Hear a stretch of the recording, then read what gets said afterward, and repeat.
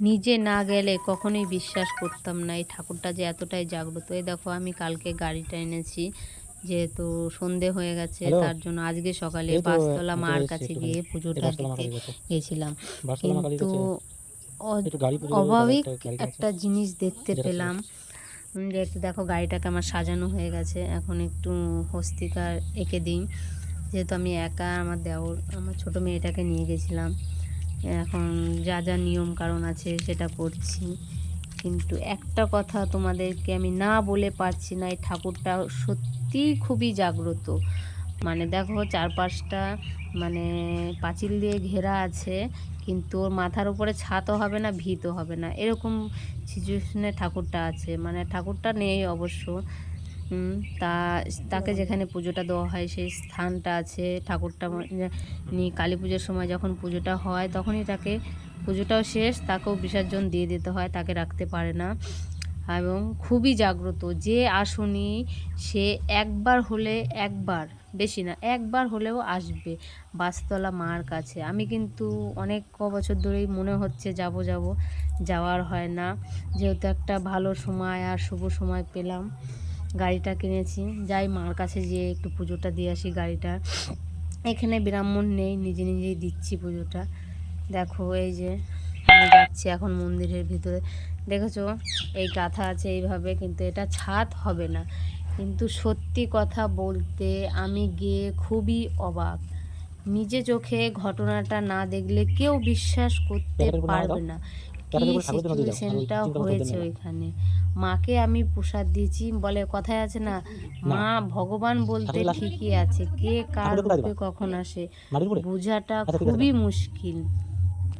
দেখো আমি এখানে এখন পুজো দিচ্ছি, প্রসাদটা থালায় দিয়ে দিই। আমার আগে কেউ হয়তো চলো পাখি এসেছিল দাঁড়াও। পুজোটা দিতে, তার জন্য আমি আর একটা থালা নিয়ে ধুয়ে মাকে প্রসাদটা দেব।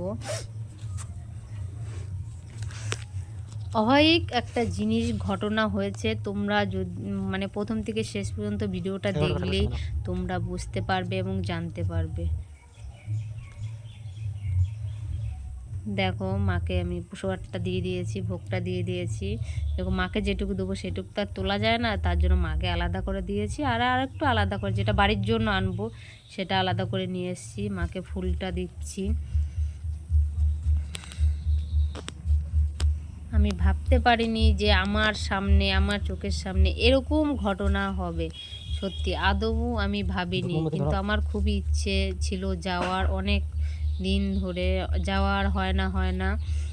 এই তো সেই সিচুয়েশন চলে এসছে, মানে খুব একটা ভালো মুহূর্ত পেয়েছি সময়, তার জন্য আমি গেলাম, যে পুজোটা দিলাম। পুজোটা সত্যি দিয়ে আমার মনটা খুবই ভালো লাগছিল। এই জায়গাটার নাম কি জানো? শুনলে তোমাদের গাটা চমকে যাবে। এই জায়গাটার নাম ব্রহ্ম শ্মশান। মানে আগে এখানে কিন্তু প্রচুর গ্রাম ছিল। একদিন মানে একটা রাতের মধ্যে সারা গ্রামটা পুরো শ্মশানে পরিণত হয়ে গেছে। মানে কীরকম জায়গাটা তুমি ভাবো, সেই মাঝখানে মা আছে। আর এইখানে মানে ধারে কাছে কোনো বাড়িঘর নেই, শুধু একটা ফ্যামিলি আছে এখন আদৌ। আর সব চলে গেছে, যারা মারা গেছে তো গেছে, আর সব তারা এখান থেকে দূরে চলে গেছে, অনেক দূরে দূরে। যদি কোনো সুতো পায় মা, তাহলে তার মানে দুঃখের শেষ নেই। আমার এই কারণে আমি খুব আসতে ভয় পাই, যেহেতু আজকে তাও এসেছি মনে সাহস নিয়ে। আমার পুজোটা এখন দেওয়া হয়ে গেল।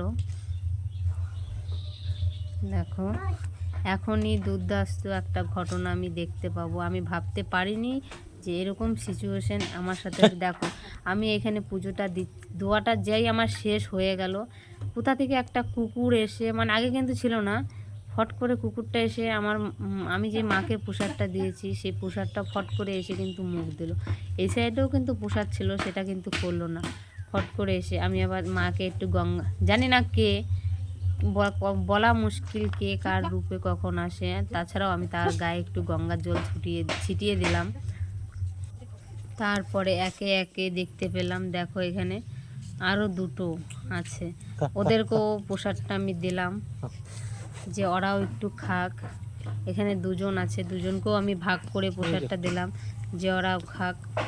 জানি না কে কার রূপে কখন আসে, যেটা আমি দেখতে পেলাম। এই সাইডেও একজন আছে, এদেরকেও দিলাম। দেখেছো, তোমরাই প্রমাণটা পেয়ে যাবে। দেখো এখনও কিন্তু মা ওইখানে আছে, দেখেছো।